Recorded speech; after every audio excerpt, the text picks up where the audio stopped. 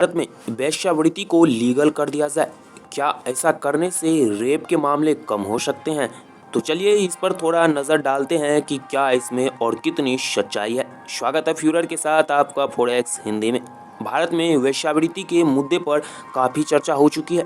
वेश्यावृत्ति को लेकर कई सारे रिपोर्ट भी आ चुके हैं, जिसमें सेक्स वर्कर्स के राइट्स को लेकर भी काफ़ी बातें की जाती हैं। लेकिन कई लोग इसे लीगल तो कई लोग इसे इलीगल मानते हैं। लेकिन हम आपको बता दें कि यह लीगल है, और यह लीगल कैसे है वो भी बताते हैं। हमारे संविधान 19 आर्टिकल के तहत हमको स्वतंत्रता का अधिकार देती है। आर्टिकल 9 के अंतर्गत सब आर्टिकल 7 के तहत हमको जीविकोपार्जन की भी स्वतंत्रता मिली है, जिसके तहत कोई भी व्यक्ति जीविकोपार्जन के लिए कुछ भी अपना सकता है, लेकिन वह शराब, ड्रग्स, तस्करी या फिर सरकार द्वारा प्रतिबंधित चीज़ों से जीविकोपार्जन नहीं करेगा।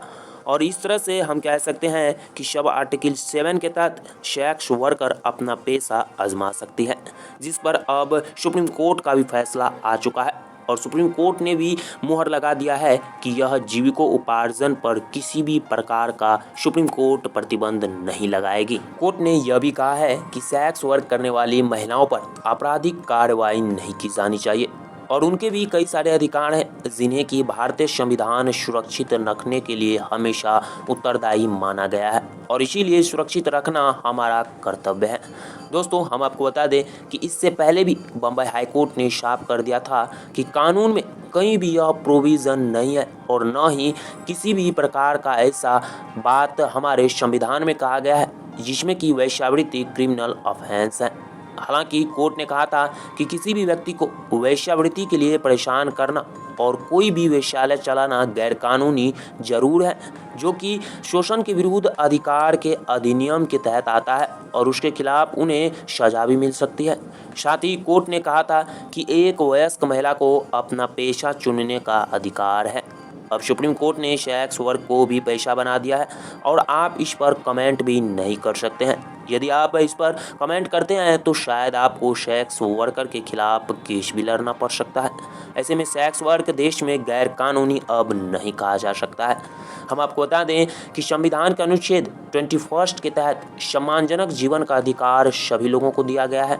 कोर्ट ने यह भी आदेश दिया है कि जब भी पुलिस छापा मारे तो सेक्स वर्कर का गिरफ्तारी नहीं करे और ना ही उन्हें परेशान करे, क्योंकि इच्छा से सेक्स वर्क में शामिल होना अवैध नहीं माना गया है।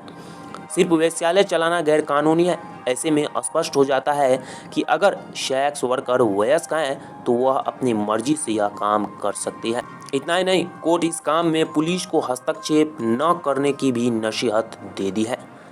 सुप्रीम कोर्ट ने भी खुलकर सेक्स वर्कर्स के अधिकारों को लेकर कहा है कि वे गरिमा के हकदार हैं।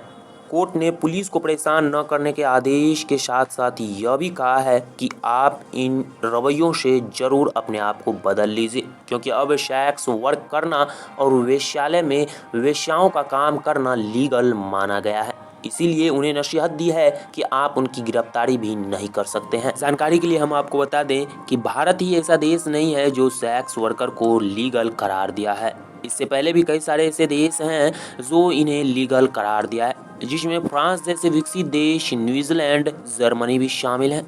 न्यूजीलैंड ने तो उन्हें स्वास्थ्य बीमा भी प्रदान करती है और उन्हें उनसे टैक्स भी लेती है। अब आप समझ जाइए कि दुनिया में कई ऐसे देश हैं जो सेक्स वर्कर और प्रोस्टिट्यूशन सेंटर को बढ़ावा दे रही है, जिनसे सरकार को भी अच्छी खासी रकम मिलती है, और वो भी टैक्स के रूप में।